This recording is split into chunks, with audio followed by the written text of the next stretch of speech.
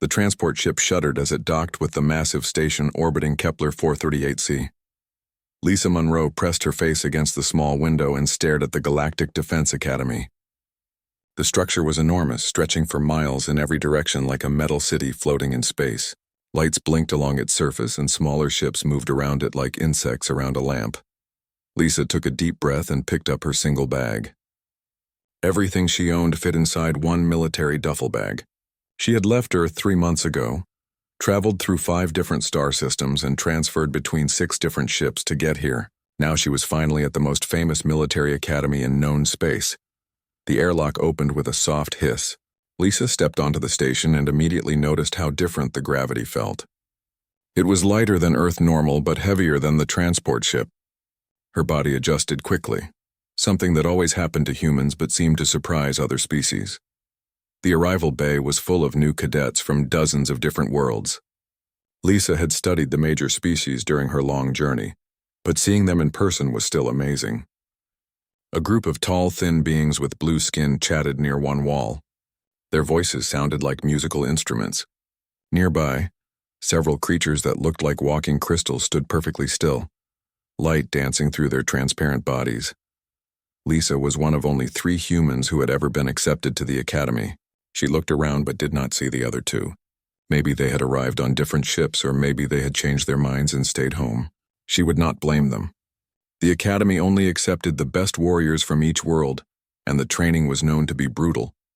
A voice echoed through the bay, speaking in the common galactic language that all cadets were required to learn. New arrivals, please form lines according to your species classification. Lisa walked to a section marked for Class 12 Deathworld species. She was the only one there. Most of the other cadets moved to sections marked Class 1 through Class 5. A few went to higher numbers, but no one else approached her section. She stood alone for several minutes watching the organized chaos around her. The blue-skinned beings were laughing about something. The crystal creatures were examining data tablets with perfect focus. A group of furry mammals were sniffing the air and making soft growling sounds to each other. Finally, a tall reptilian creature approached her. His skin was dark green with lighter patches and his eyes were bright yellow. He wore the uniform of an academy instructor, with several badges Lisa did not recognize. "You must be the human," he said. His voice was deep and slightly hissing. "I am Commander Vextar. Welcome to the Galactic Defense Academy." Lisa stood straight and gave a proper military salute. "Cadet Lisa Monroe reporting, sir." Commander Vextar looked her up and down. Lisa was average height for a human female, about 5 feet and 6 inches tall. She had reddish-brown hair tied back in a simple ponytail, and green eyes that missed nothing. Her build was compact but athletic, showing years of physical training. "You seem very young," the commander said. "How old are you?" 19 standard years, sir." 19. He made a note on his datapad. Most cadets do not begin training until they are at least 25. Some species do not start until they are 50 or older. Humans mature quickly, sir. Our planet requires it. Commander Vextar nodded slowly. "Yes, I have read the reports about Earth. Class 12 Deathworld. Very unusual. Most worlds that harsh do not develop intelligent life." Lisa said nothing. She had heard this before. Earth was considered one of the most dangerous planets in known space. The gravity was too high, the weather was too violent, the animals were too aggressive, and the plants were often poisonous. Most aliens could not understand how anything had survived there, let alone evolved intelligence. "Come," Commander Vextar said. "I will show you to the dormitories." They walked through corridors filled with cadets. Lisa noticed how carefully everyone moved around her. When she passed a group of the blue-skinned beings, they stepped back and whispered to each other. The crystal creatures turned their bodies to track her movement, light patterns shifting inside them. "They are curious about you," Commander Vextar explained. "Humans are very rare here. Most species avoid accepting positions that would bring them to dangerous areas of space. But not humans, no. Your species seems to seek out danger rather than avoid it. This is one reason why Earth is classified as it is." They stopped at a dormitory level. The commander handed Lisa a keycard and a datapad loaded with information about the academy. "Your room is 7G42. Your roommate is from Pyros Y4, a species called the Pyrosians. Try not to irritate him." Lisa took the keycard. Is there something I should know about Perosians, sir? They are warriors by nature. Their planet is volcanic, harsh by most standards, though not nearly as dangerous as yours. They pride themselves on their combat skills and physical strength. Commander Vexitar paused. They do not always understand that strength comes in many forms. Lisa found her room and opened the door. The space was larger than she had expected, with 2 beds, 2 desks, and a shared washroom. One side of the room was already occupied. Equipment was neatly arranged, all of it much larger than human-sized. She was putting her few belongings into a locker when the door opened. The being who entered had to duck to fit through the doorway. He stood nearly 8 feet tall with 4 arms and skin that looked like natural armor. His hands ended in sharp claws and his teeth were designed for tearing meat. This had to be Krathus, her Perosian roommate. He stopped when he saw her and tilted his head. "You are the human." "Lisa Monroe," she said, offering her hand for a shake. Krathus looked at her hand but did not take it. "You are very small. Are all humans so tiny?" "I am average size for a human female." "Female?" Krathus made a sound that might have been laughter. "They sent me a female roommate from a Deathworld. This should be interesting."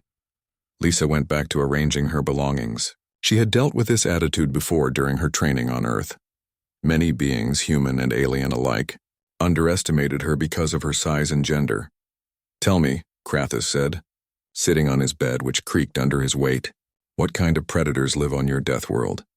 They must be very small and weak if you represent your planet's warriors." Lisa turned to look at him. "Earth has many different predators. Some are small, some are large. All of them are dangerous in their own way. But surely nothing compared to the fire lizards of Pyrost 4. I have killed 17 of them with my bare hands." "That is very impressive," Lisa said. She meant it. Fire lizards were mentioned in her alien species guide as extremely dangerous creatures. Krathus seemed pleased by her response. "Yes, it is. Perhaps I will tell you more stories later. For now, I am curious to see how a tiny Deathworld female handles academy training." Lisa finished unpacking and sat on her own bed. "I guess we will both find out tomorrow." That night, as she lay in her narrow bed listening to Krathus's deep breathing, Lisa thought about the journey that had brought her here. She had worked harder than anyone else just to be considered for the academy. She had passed every test, exceeded every requirement, and proven herself again and again, but she knew the real test was just beginning. Outside her window, the stars of dozens of different worlds shone in the darkness. Each one represented a species that thought they knew what humans were capable of. Lisa smiled slightly as she drifted off to sleep. They were about to learn something new. Word of the challenge spread through the academy like wildfire. By morning, every cadet and most of the instructors knew about the fight between the human and the Perosian. Lisa woke to find groups of beings clustered in the corridors, talking in excited whispers. She made her way to the dining hall for breakfast, trying to ignore the stares and conversations that stopped when she passed. At her usual table, several cadets were already discussing the upcoming fight. "The betting pools are getting crazy," said Mirlin, an aquatic being with smooth gray skin. "Most bookmakers are offering odds of 50 to 1 against the human. Some are going as high as 100 to 1, added another cadet. "I have never seen odds that extreme for a sanctioned fight." Lisa sat down with her breakfast and ate in silence. The food tasted like cardboard, but she forced herself to eat anyway. She would need energy for what was coming. Krathus arrived a few minutes later looking confident and relaxed. He had slept well and eaten a large meal. His forearms moved with casual grace as he gestured to his friends. "I hope everyone got their bets placed," he said loud enough for Lisa to hear. "This will be over quickly." After breakfast, Lisa went to see Commander Vexitar in his office. The reptilian instructor was reviewing data files when she knocked on his door. "Enter," he called. Lisa stepped into the small office. The walls were covered with certificates and awards from different worlds. A large window looked out at the stars beyond the station. "Cadet Monroe," Commander Vexitar said without looking up. "I assume you are here about the challenge." "Yes, sir. I want to confirm that the fight has been approved." Commander Vexitar set down his data pad and looked at her with his bright yellow eyes. "It has not been approved. In fact, I'm strongly considering forbidding it entirely." Lisa had expected this. "Sir, with respect, Cadet Krathus issued the challenge publicly. If I back down now, it will affect my standing with the other cadets for the rest of my time here." Your standing will not matter if you are dead or permanently injured. I knew the risks when I accepted the challenge, sir. I have signed all the necessary forms acknowledging that the Academy is not responsible for any injuries I might receive. Commander Vextar picked up a folder from his desk. Yes, I have your paperwork here. Very thorough. You even included a statement that you are of sound mind and making this decision without coercion. That is correct, sir. The commander stood and walked to his window. For several minutes he stared out at the stars without speaking. Lisa waited patiently. I have been an instructor here for 37 standard years, he finally said. I have seen thousands of cadets from hundreds of different worlds. Some were natural warriors, others had to work harder to develop their skills, but I have never had a student quite like you. Sir, your test scores are excellent. Your combat simulation results are unusual but effective. Your academic work shows deep understanding of military strategy and tactics. He turned to face her. But you are also the smallest, lightest cadet we have ever accepted. Krathus outweighs you by at least 200 pounds and has significant combat experience. Lisa nodded. I understand the physical disadvantages, sir. Do you? Perosians are not just large and strong. Their skin is naturally armored. Their reflexes are enhanced by combat stimulants their bodies produce naturally. Krathus has killed creatures that most species would need heavy weapons to fight. Yes, sir. I have read his file. Commander Vextar returned to his desk and sat down heavily. Against my better judgment, I am going to approve this fight. But I am adding several conditions. What conditions, sir? First, full medical teams will be standing by with emergency treatment equipment. Second, I am authorizing the use of the advanced combat arena with variable terrain and environmental features.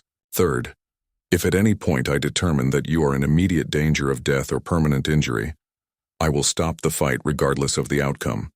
Lisa was surprised by the second condition. Sir, you are allowing environmental features? You requested them in your paperwork. Something about making the demonstration more interesting. Lisa had indeed made that request, though she had not expected it to be approved. Variable terrain would give her options that a flat fighting surface would not. Thank you, sir. Do not thank me yet, Commander Vexatar said grimly. I may be sending you to your death. Lisa left the commander's office and spent the rest of the morning in the Academy's library, reviewing files on Perosian anatomy and combat techniques. She already knew most of the information, but she wanted to be absolutely certain about the details that might matter. Perosians had 4 arms, but the lower pair was slightly weaker than the upper pair. Their natural armor was thickest on their back and chest, thinner on their sides and joints. Their claws were sharp and strong, but they extended from their fingers, which meant damaging the hands could limit their use. Most importantly, Perosians were used to fighting opponents who tried to match their strength and aggression. They were less experienced against opponents who used different tactics. At lunch, the dining hall was buzzing with excitement. Lisa noticed that several cadets had acquired recording devices, planning to document the fight. Others were making last-minute bets or trying to get better seats in the arena. Krathus held court at a large table, entertaining his friends with stories of his previous fights. The fire lizard was 20 feet long, he was saying, with teeth like daggers and breath that could melt stone. But I grabbed it behind the head and twisted until its neck snapped. His audience made appreciative sounds. Lisa ate her meal quietly, listening to the stories and thinking about what they revealed about Krathus's fighting style. After lunch, she went to the equipment room to select her gear for the fight. The Academy provided basic protective equipment, but nothing that would significantly reduce the danger of the combat. Lisa chose light padding for her joints and a simple mouthguard. She considered body armor but decided against it. The extra weight would slow her down more than the protection would help. She spent the afternoon in meditation, using techniques she had learned during her training on Earth. She needed to be calm and focused for what was coming. As the time for the fight approached, Lisa made her way to the combat arena. The corridors were crowded with cadets heading in the same direction. She could hear excited conversations in dozens of different languages. The arena was larger than she had expected, with seating for over 1,000 spectators. Nearly every seat was filled. The fighting area in the center had been configured with rocks, platforms, and obstacles of various sizes. Lisa entered through a side door and found herself in a small preparation room. Through a window she could see the arena filling with spectators. The noise was incredible. A few minutes later, Krathus entered through the opposite door. He had chosen heavier armor than Lisa, with protection for his torso and arms. His natural claws gleamed under the arena lights. Commander Vextar appeared in the center of the arena, speaking into a voice amplifier. Cadets and instructors, his voice echoed through the space. You're about to witness a formal combat challenge between Cadet Krathus of Pyros IV and Cadet Lisa Monroe of Earth. The crowd cheered. Lisa could see betting tablets being passed through the stands as people made final wagers. This is a no-holds-barred combat exercise, Commander Vextar continued. The fight will continue until one participant yields, is rendered unconscious, or is unable to continue. Lisa stepped out of the preparation room and walked toward the center of the arena. The crowd noise was deafening. She looked up at the thousands of faces staring down at her and felt a moment of doubt. Then she saw something that steadied her nerves. In one section of the stands, she spotted the other human cadets she had heard about but never met. A young man with dark hair was holding a sign that said Earth in simple letters. Next to him, a woman with short blonde hair was standing and clapping. Lisa was not alone after all. Krathus emerged from his preparation room to thunderous applause. He raised all four arms above his head and roared, a sound that seemed to shake the entire arena. He looked confident and ready for battle. The two fighters met in the center of the arena. Commander Vexistar looked at each of them in turn. Are you both ready to begin? He asked. Krathus nodded eagerly. Lisa simply said, Yes, sir. Then let the combat begin. Commander Vextar quickly moved to the edge of the fighting area. The crowd fell silent, waiting for the action to start. Krathus and Lisa faced each other across 10 feet of open space. The Perosian was nearly twice her height and probably 3 times her weight. His claws gleamed and his natural armor caught the light. Lisa stood quietly, watching him with calm green eyes. Last chance to surrender, little human, Krathus called out. I do not want to hurt you too badly. Lisa said nothing. Krathus smiled, showing his sharp teeth. Then he charged forward with terrifying speed, all 4 arms reaching for her. Lisa did something that surprised everyone in the arena. She ran directly toward him. For a split second, the arena was completely silent. Everyone expected Lisa to dodge, to run, to try to avoid the charging Perosian. Instead, she sprinted straight at Krathus like she wanted to collide with him. The crowd held its breath. At the last possible moment, Lisa dropped low and slid between Krathus's legs. His forearms swept through empty air where she had been standing. His momentum carried him forward while she rolled to her feet behind him. Before Krathus could turn around, Lisa grabbed a handful of sand from the arena floor and threw it hard at his eyes when he spun to face her. He roared in surprise and pain, clawing at his face with his upper arms. The spectators erupted in shocked voices. This was not how combat was supposed to work. Warriors faced each other directly, using strength and skill to determine the winner. They did not throw dirt. But Lisa was not fighting like a warrior from any world the audience knew. She was fighting like something that had evolved on a planet where everything was trying to kill her ancestors for millions of years. While Krathus was still blinded, Lisa moved to his left side and kicked hard at his knee. The joint bent in a direction it was not designed to go, and Krathus staggered.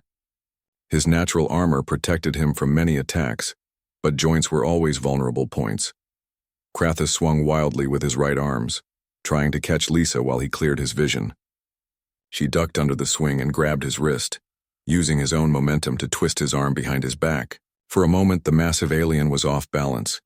Lisa could have tried to break his arm then, but instead she released him and stepped back. She was not trying to end the fight quickly.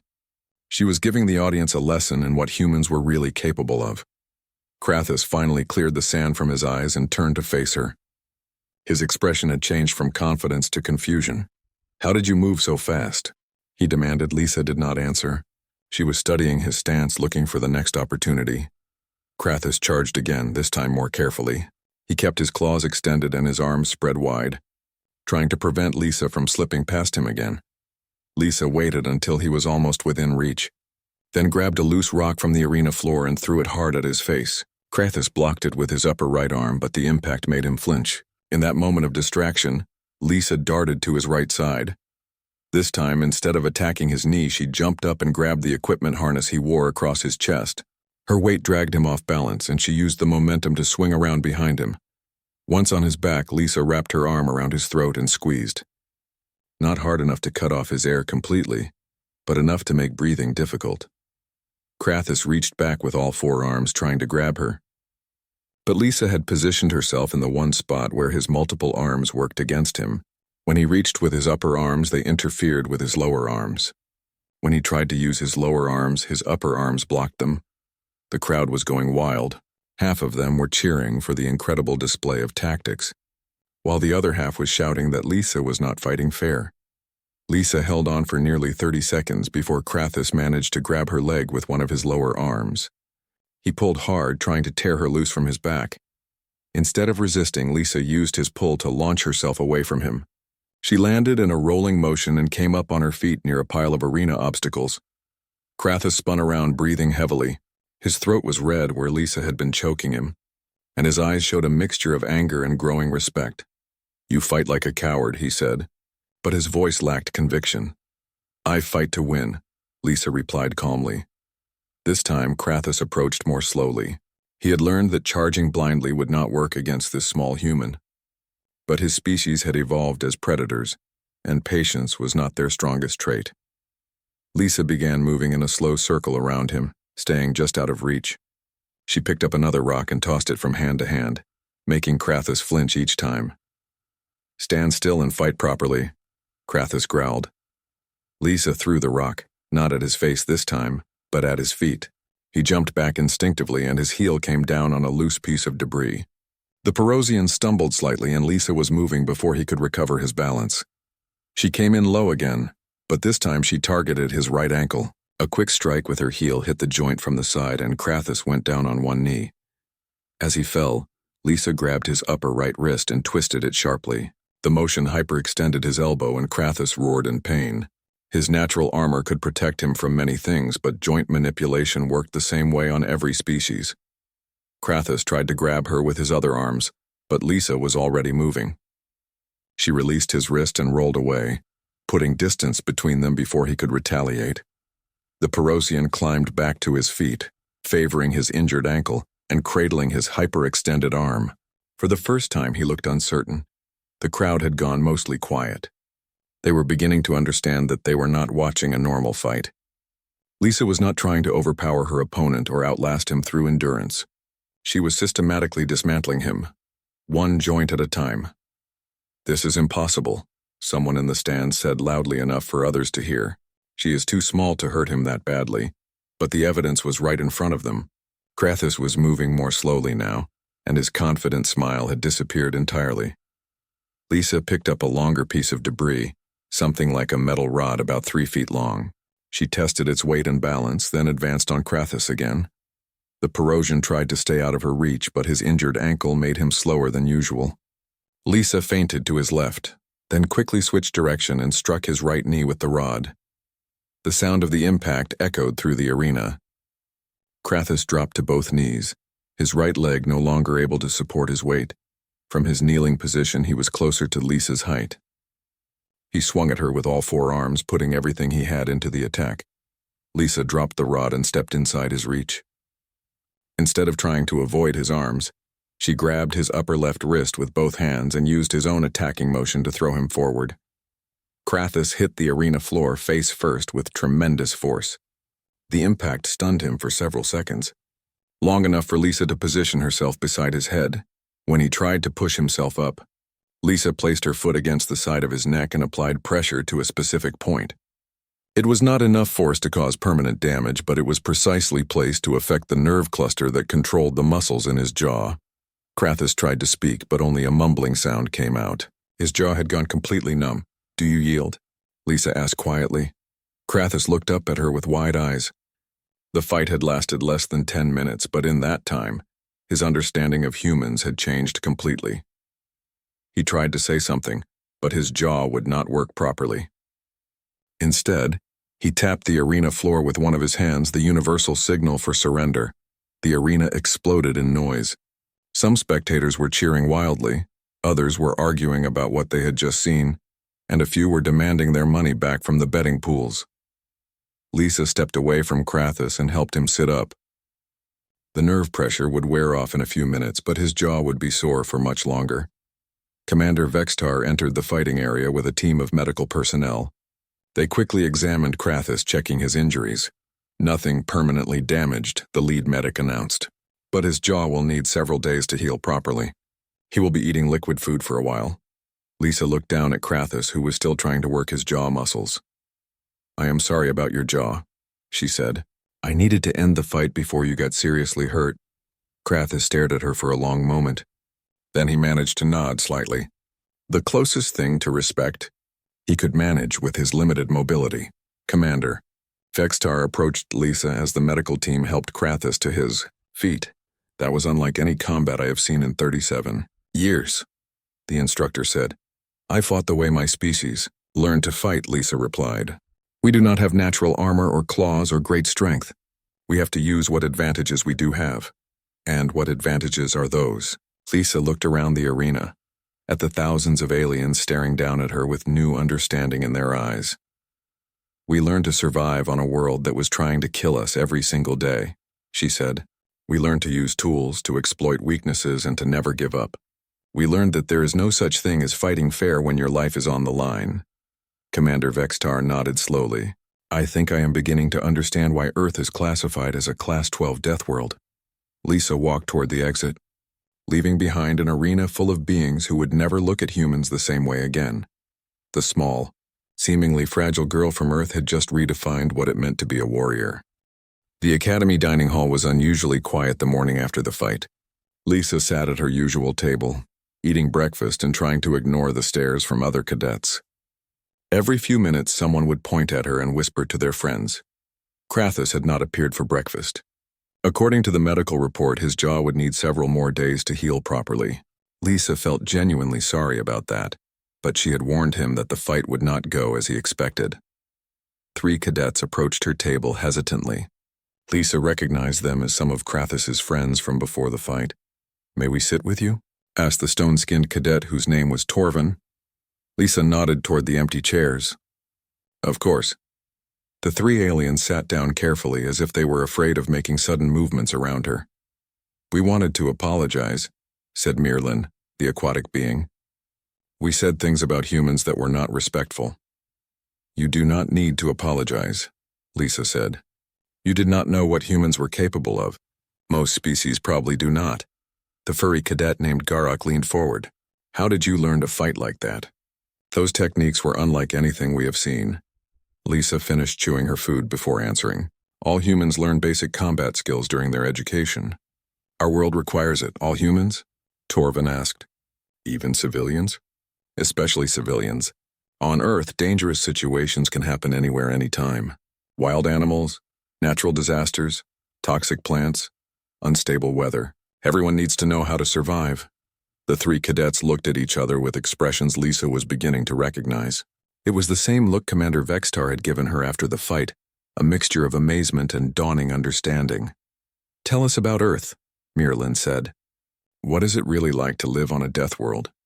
Lisa set down her fork and thought about how to explain her home planet to beings who had evolved in safety.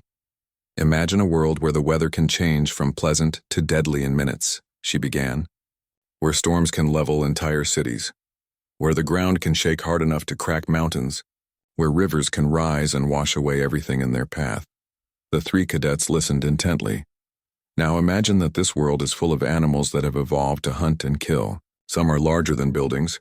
Others are tiny but carry poison that can kill you in seconds. Many of them hunt in coordinated groups, using strategy and teamwork to bring down prey." Garok's fur was standing on end. "How does anything survive in such conditions?" "By becoming very good at survival," Lisa said simply. "Humans learn to make tools out of anything available. We learned to work together in groups. We learned to spot danger before it spotted us. We learned that sometimes running away is the smartest choice and sometimes fighting is the only choice." "But you are so small," Torvin said. "How can small creatures survive against large predators?" Lisa smiled slightly. "Size is not always an advantage. Large predators are strong, but they are also slow and need lots of food. Small creatures can hide, can move quickly, can survive on less resources. Humans learn to use intelligence instead of strength." More cadets were gathering around the table now, drawn by the conversation. Lisa found herself speaking to a growing audience. Our ancestors learned to hunt creatures much larger than themselves, she continued. They would chase them for days, never letting them rest until the big animals collapsed from exhaustion. They learned to set traps, to use fire as a weapon, to coordinate attacks with dozens of other humans. Days? Mirlin asked. You chased prey for days? Humans have excellent endurance, Lisa explained. We can run for hours without stopping. Most predators are built for short bursts of speed, but they tire quickly. Human hunters would simply outlast them. A new voice joined the conversation. That explains your fighting style. Lisa turned to see HFY, the crystal being she had defeated in one of her early combat simulations. He was carrying his breakfast tray and looking for permission to sit down. Please join us, Lisa said, gesturing to an empty chair. HFY sat carefully, his crystal body catching and reflecting the dining hall lights. You did not try to defeat Krathus quickly. You wore him down like a human hunter chasing prey. Lisa nodded. I used his strength and aggression against him. The more energy he spent on attacks that missed, the more tired he became. Meanwhile, I was learning his patterns and waiting for the right opportunities. It was brilliant, said another voice. Lisa looked up to see Commander Vextar approaching their table. The entire dining hall went quiet. Commander, Lisa said, starting to stand, remain seated, Cadet Monroe. Commander Vextar pulled up another chair and sat down with them. I have been reviewing recordings of your fight. The medical team was also quite impressed with your precision. Precision? Garok asked. Commander Vextar looked around the table. Cadet Monroe's attacks were not random. Every strike was calculated to disable specific functions without causing permanent damage. She could have killed Krathus several times during the fight, but chose not to. The cadets stared at Lisa with new understanding. The nerve pressure technique she used to end the fight, the commander continued, required exact knowledge of Perosian anatomy. She knew precisely where to apply force to temporarily disable his jaw muscles without damaging his spine or throat. Lisa felt uncomfortable being the center of so much attention. I studied his species file before the fight. You memorized medical details about alien anatomy in a few hours? Torvin asked. Humans are good at pattern recognition, Lisa said. All vertebrate species have similar nerve structures. Once you understand the basic principles, you can adapt to different anatomies. Commander Vextar nodded approvingly. This is exactly why humans were accepted into the Academy program. Your species brings unique capabilities that complement those of other races. Over the following days, Lisa's status at the Academy changed completely. Cadets who had ignored her before now sought her advice on combat techniques. Instructors began asking her to demonstrate human fighting methods in training sessions. More importantly, other species started sharing their own survival knowledge with her. HFY taught her how to use light refraction as camouflage. Mirlin showed her aquatic combat techniques that worked in low-gravity environments. Even Garok shared wilderness tracking skills from his forest world. A week after the fight, Krathus appeared at Lisa's table during lunch. His jaw was still swollen, but he could speak again. May I sit? He asked quietly. Lisa gestured to the chair across from her. How are you feeling? Better. The medics say I should be able to eat solid food again in a few days. He paused. I owe you an apology. You do not need to apologize for challenging me, Lisa said. The fight was fair. No, I need to apologize for underestimating you and your species. Krathus looked directly at her. I thought Deathworld was just a classification, meaningless words in a computer file. I did not understand what it really meant. What do you think it means now? Krathus was quiet for a moment, choosing his words carefully. It means your people learned to survive in conditions that would kill most other species. It means you developed abilities that we never needed to develop. It means that when you say you are from a dangerous world, we should listen. Lisa nodded. Earth shaped us just like your world shaped you. We are all products of where we came from. Would you teach me? Krathus asked suddenly. Some of your fighting techniques, I mean. I have been thinking about the fight, and I realized that all my training focused on using strength and aggression. I never learned to use strategy the way you do. I would be happy to help, Lisa said. But you should also teach me about Perosian combat methods. Your species has skills that humans do not have. Over the following weeks, word of the fight spread beyond the Academy. Other military units began requesting human advisors. Planets that had never considered recruiting humans suddenly sent applications to Earth for military exchange programs. Lisa found herself assigned to advanced courses that had never included first-year cadets before. She was asked to help develop new training programs that incorporated survival techniques from multiple worlds. The other two humans at the academy, Jake Morrison and Amy Carter, finally introduced themselves. They had been keeping a low profile, but Lisa's fight had made it impossible for any human to remain invisible. "You have changed everything for our species," Amy said during one of their private meetings. "Military recruiters are contacting Earth universities. Trading companies want to hire human security specialists. Even exploration teams are requesting human crew members." "I just fought one fight," Lisa protested. "You showed them what humans are really capable of," Jake said. "For the first time, other species are seeing us as assets rather than liabilities." Lisa was not sure she was comfortable with all the attention, but she understood its importance. Humans had been isolated from the galactic community for too long, dismissed as too weak or fragile to contribute meaningfully. 3 months after the fight with Krathus, Lisa received a message from Earth. She was being considered for assignment to an elite mixed species unit that specialized in high-risk operations on dangerous planets. The message included a note from Admiral Patricia Wells, the head of Earth's Space Forces. "Your performance at the Academy has opened doors that were previously closed to our species. You have proven that humans belong among the stars, not hiding on our home world. The entire plan,